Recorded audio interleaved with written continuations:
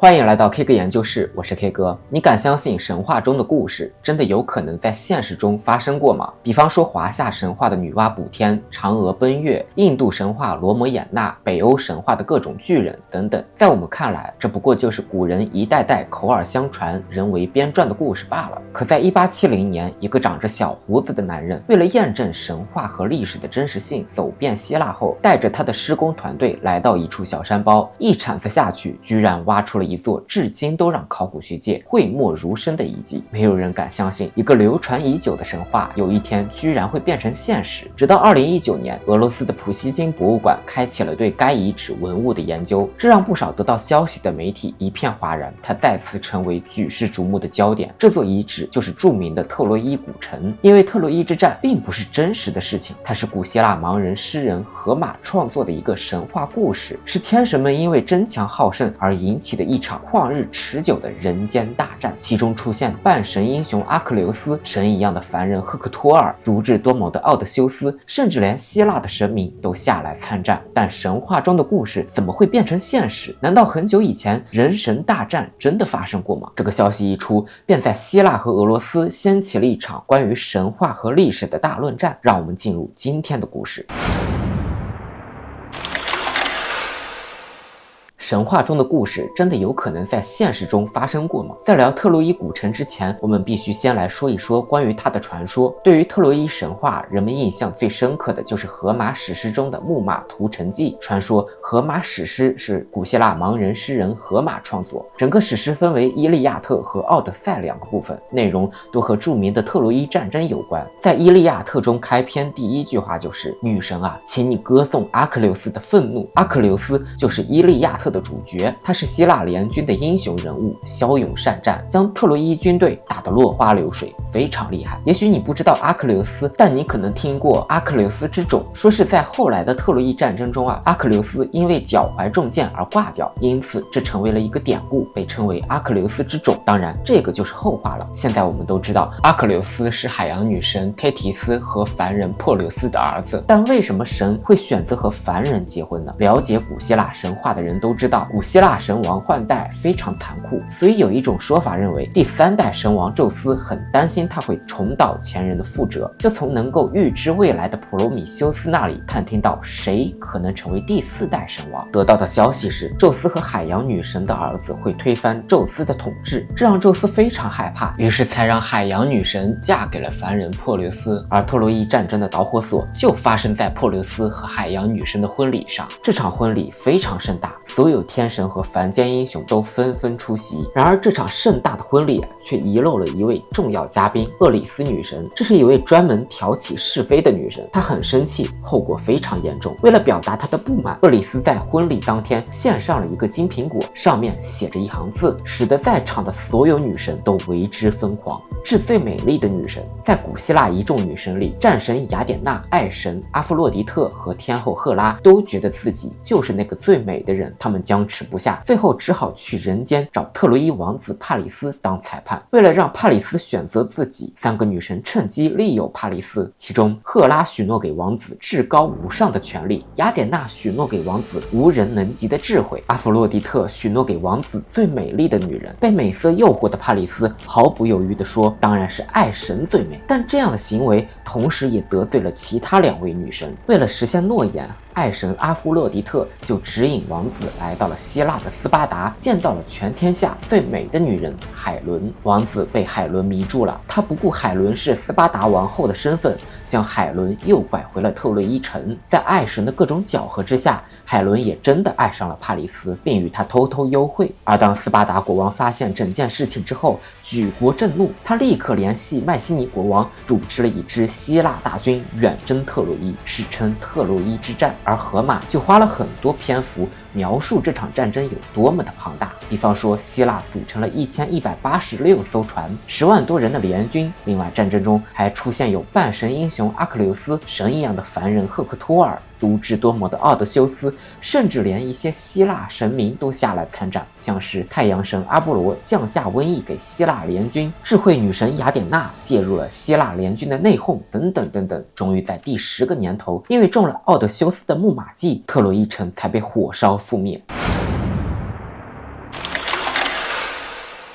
就像传说中的女娲补天一样，在很多人眼中，特洛伊之战同样也是一个神话故事，但是在这个男人的眼中，却是真的曾经发生过的战争。1870年，这个长着小胡子的男人，为了验证神话和历史的真实性，走遍希腊后，带着他的施工团队来到土耳其，还真就挖出了这座神话与历史交织的古代遗址特洛伊古城。这个男人名叫海因里希·施里曼。半路出家做考古前，施里曼已经拥有100万商业帝国。回顾他的发家史，你简直对这个人佩服得五体投地，却怎么也爱不起来。7岁那年，他收到了父亲送给他的一份圣诞礼物，这是一本叫做《图解世界历史》的书，其中就有关于特洛伊城的故事，从3位女神的金苹果之争到2个凡人国家因为一个女人而征战10年，这让小小年纪的施里曼大受震撼。他不知道这到底是神话还是真实发生过的历史，但这个故事却深深地烙印在了他的脑海中，成为了一个挥之不去的幻想。如果特洛伊城的故事是真的，那么神呢？神也会是真的吗？没有人能给出这个答案，但他的内心世界仿佛让他穿越了时空，真的见到了那场人神大战，也见证了特洛伊的毁灭。他的眼神越发坚定，他要找到特洛伊。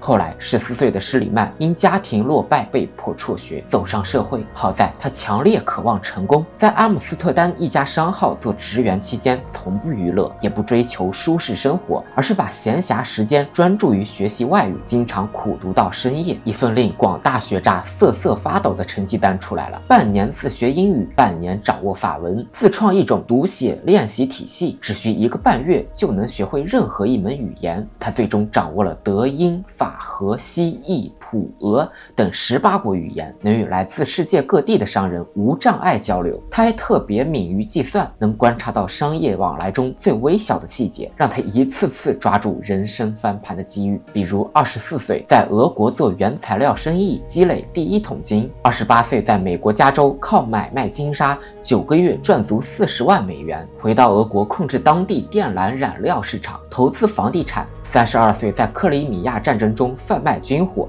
让他的商业帝国迅速落成。只是他个头矮小，其貌不扬，脾气暴躁，喜欢大肆吹嘘，身边很多人都不想和他交朋友。可就是这样一个矛盾重重的人，当全世界都认为特洛伊的故事只是海市蜃楼时，施里曼却无比坚信历史上有一座壮丽的特洛伊城，曾经上演过不朽的英雄传奇。他爱极了荷马史诗，与俄国妻子离婚后，特别要求找一位希腊配偶。后来他确实找到了心仪的，并生有1儿1女，女儿以特洛伊英雄赫克托尔的妻子安德洛马克为名，儿子以希腊联军统帅阿伽门农为名。可见他对荷马史诗的爱无出其右。如今拥有100万商业帝国的他，只有一个愿望，那就是完成儿时的梦想，找到传说中的特洛伊。1868年，他来到土耳其境内，通过对地表景色与《伊利亚特》里的文字进行比较，最终锁定了靠近海港恰纳卡莱的一个叫做西沙利克的地方，并从土耳其政府手中买下了大片西沙利克的土地。2年后，他雇佣了一支120名土耳其人组成的挖掘队，正式开始挖掘。不过在当时的年代，人们并没有保护文物的观念，所以施里曼的行为非常粗暴，直接让挖掘队在山包上挖出了一条巨大的壕沟。这样的行为也让后来的考古学家不断谩骂，但通过这种方式，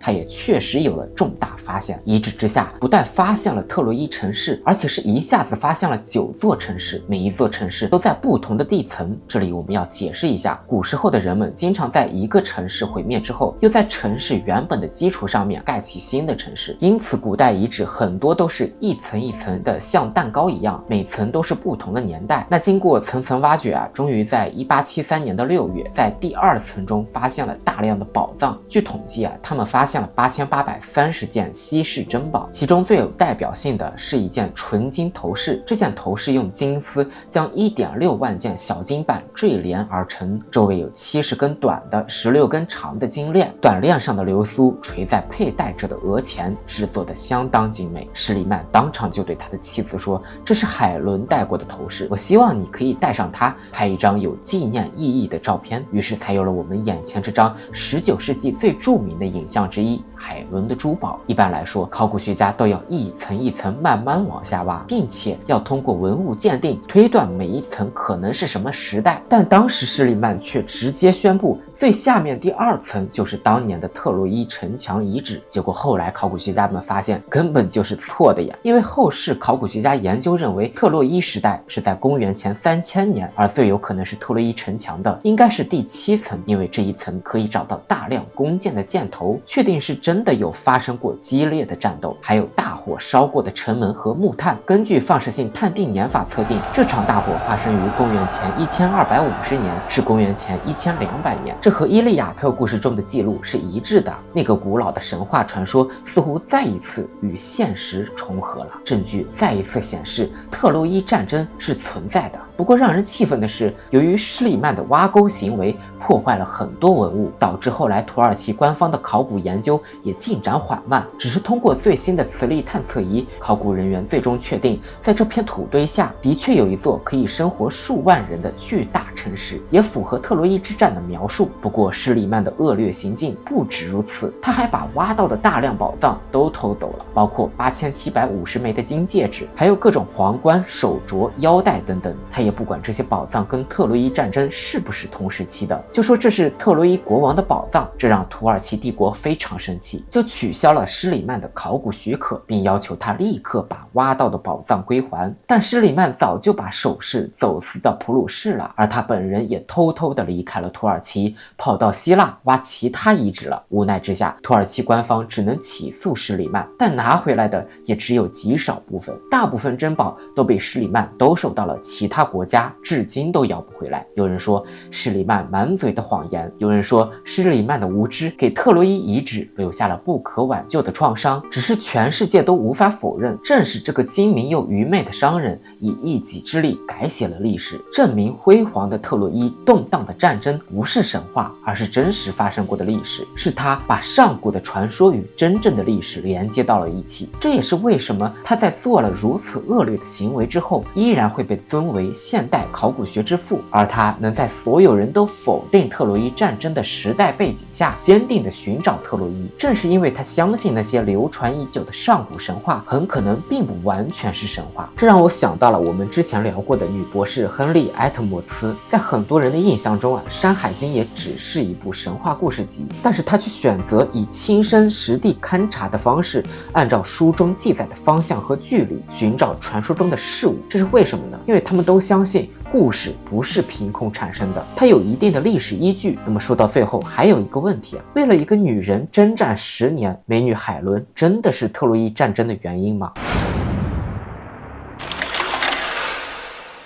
时间来到1984年，施里曼100年后，正儿八经的考古学家考夫曼来了。他为特洛伊战争的爆发提供了一个新解释。他在距离西沙利克山西南约5英里的地方发现了荷马笔下特洛伊战争时期的一个海员墓地。与大多数古代墓地不同，这里有各种各样的墓葬类型，而且附近没有发现定居地。考夫曼推断这个墓地与临时贸易社区有关，这些社区由来自各国的商人及船员组成。因为在爱琴海与黑海之间的重要贸易通道达达尼尔海峡经常出现强大的逆风气流，当时的航海者还未掌握逆风航行的技巧，一旦不幸遇上坏天气，就只能寻找最近的避风港停留几天、几星期甚至数月，直到天气好转。而处于航海要塞的特洛伊正好提供了最近的避风港比塞克湾，而考夫曼发现的海员墓地也正位于这个海湾北部。他推测比塞克湾曾经是一个商业繁荣的港口，附近的特洛伊城很有可能通过允许船只停泊、登陆、提供食物等服务来征收费用，